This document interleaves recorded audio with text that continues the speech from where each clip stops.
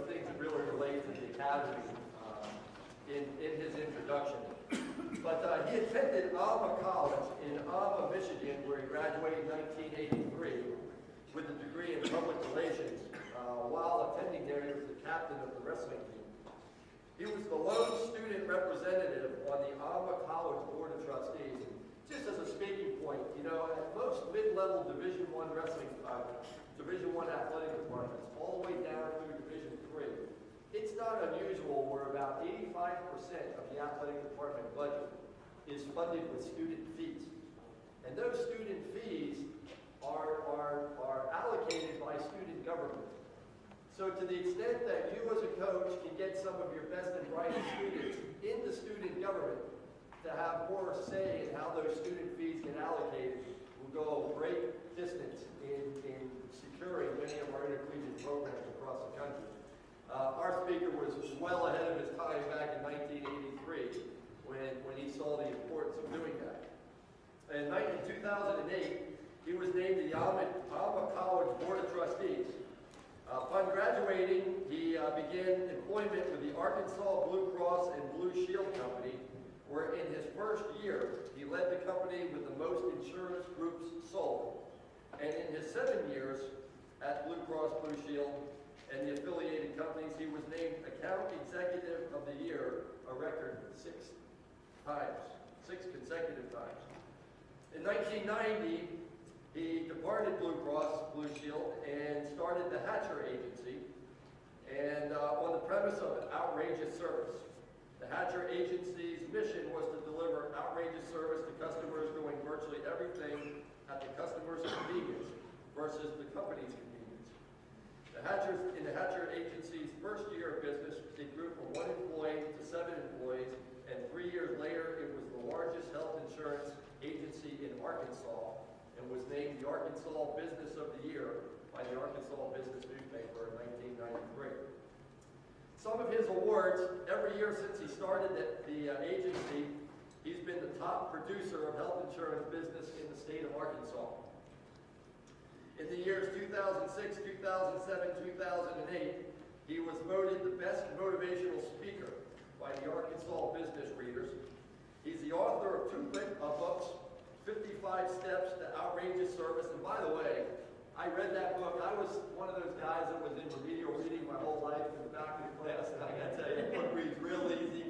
I think he wrote that book just for me. But if any of you out there fall in that category, I really recommend it. It's so much of what's in that book relates to recruiting and fundraising and all the things that we're talking about here in the academy.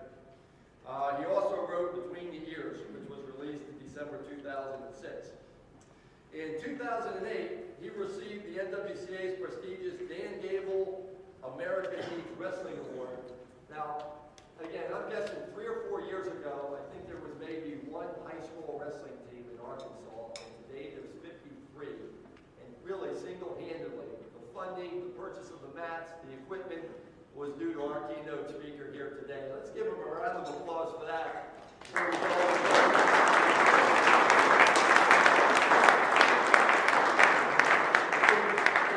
2010, he was given the Award of Merit by the Arkansas Activity Association. I was there when he gave the presentation to get the state association to recognize it as a state-sanctioned sport. The first time we went down there, the conversation was along the lines of, you got a long, long way to go to get high school recognized in Arkansas. You got to have a minimum of 42 teams before the state will do it. At the time, there was 1 team. And a year later, he was at 45 or 46 teams and hasn't looked back ever since. I might also say that we have the first 2 this year coming up, intercollegiate wrestling programs in the state of Arkansas. And again, all the credit belongs to our keynote speaker. So without any further ado, I'd like to please ask you to join me in welcoming our keynote speaker, Greg Hatcher.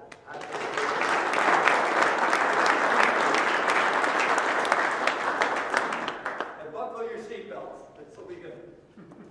Well, you know, we've all heard a zillion speakers, and so I really tried to put something together that will actually help you. And sometimes the best way to figure that out is just ask you, you know, I've got my own list on what I think a coach would want to get out of a talk or something like that. But what do you guys need this coming year? Like, somebody tell me what their goal is as a coach at their university. Somebody tell me what they're trying to accomplish this year. How about a Wichita Baptist over here? Now, I'll help them if they don't want to participate. Come on, what do you want to accomplish this year? New ideas, fresh ideas from other coaches. You need new ideas, okay? That's one. What else we need? Yeah. Team culture. Team. How to get a team culture, help them work together, be together, all one, you know, what else? I think for me, formulating a workforce, my coaching staff, and just from the top down leadership of getting your coaching staff and running it like a So management, managing your staff, huge, love that, okay? Who else? To maximize what I'm doing, because Who's your greatest competitor? you mean If you give me the right answer to your greatest competitor, I'll do 20 push-ups right now. Who's your greatest competitor? me, Dr. Kelly. That's good, but I'm going to say time, because we're all given, 24 hours a day, 8 hours, etc. And what do you get done with your time? That's really what you were saying. But anytime I'm talking to any sales crew, coaching crew, anybody that's interested in being successful, it always gets down to time. I don't ever look at another insurance agency as my competitor. It's just time. How many hours in the day who can be most efficient in that time? What else? Better relationship with my administration to get what I need from the program. Relationships, right? And not one person said win yet. I find that we've got a bunch of liars in here. Does not anybody care about winning next year? We care about winning. Now, if you did all the things we're talking about, I guess we'd win more, right? Okay, what else? Any others we've missed that we'd love to get an answer out of today? Making your student athletes more effective leaders. Make them more effective leaders. Yeah. I got one for you. See those three guys over there? I want to get all three of those guys next year. Okay, all three. We'll tell you how. We're going to figure out how. Okay. All right.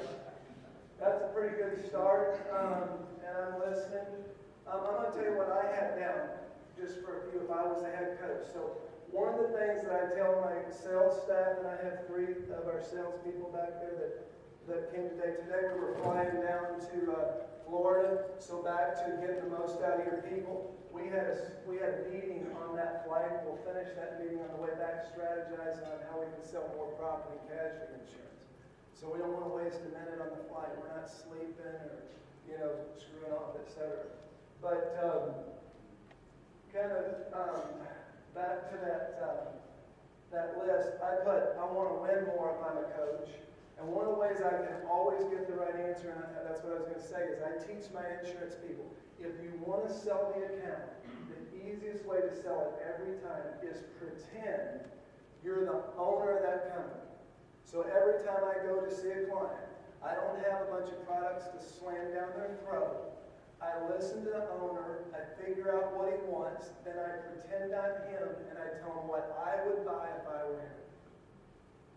So that principle will work in every area. You want to have a good relationship with the administration, you said.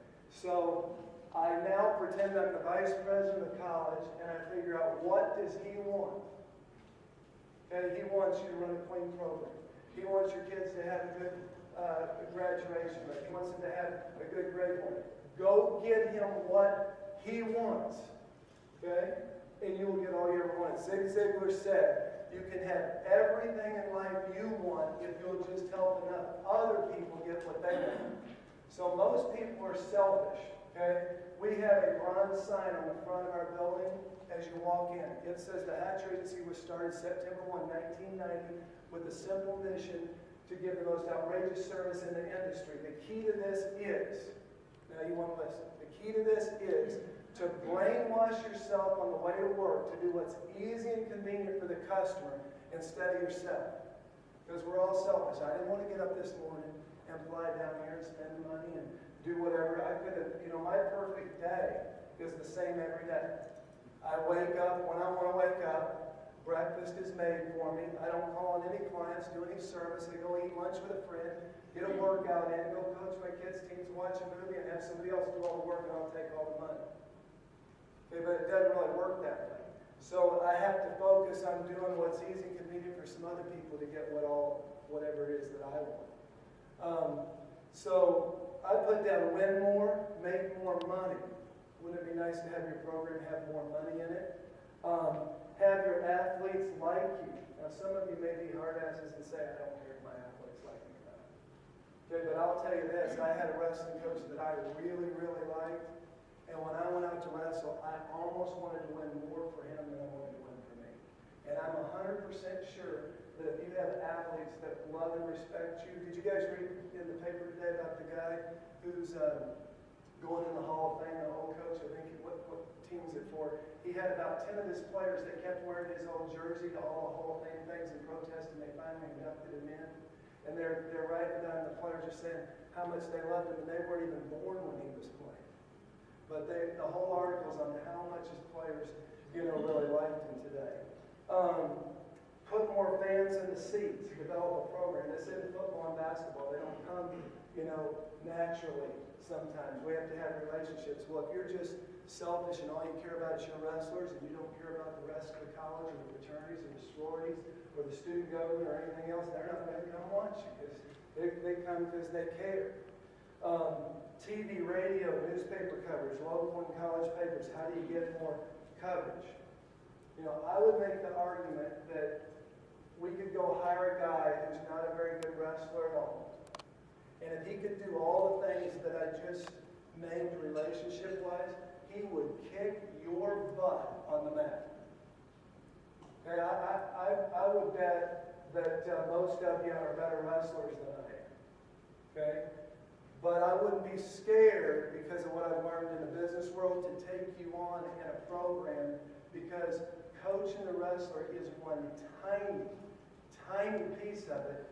And just like in Arkansas, we have Pat Smith coaching my son. He's better than me. So we went and got Pat Smith. He coaches my son. I do all the other stuff. Okay? And I help him coach. And I think my son's going to be a better wrestler than if I just coached him. Would be my example. Okay? All right, let's talk about what makes the best wrestling coach. Somebody give me some answers to that. What's that? People's personal, around the person. Personable. So here's Jen Smith's book here. Good manager. Good manager of people. Yeah. What else? Leader. Got to be a good leader. Just so important. Good leader in everything, right? What else? Good character. Got to care about his kids. Be a good CEO. Be a good CEO. Who's the else? Great communicator. Great communicator. Know your weaknesses. Who said great communicator? Okay, why is it important to know our weaknesses? That's right, so we can hire somebody that's good at it, right? Okay. Who do I have money to? Participate. Now, what are we doing when we're passing out books and money and stuff like that? What's that doing? Motivation is encouraging participation. Is there any chance that we'd have as good participation if I didn't start handing stuff out?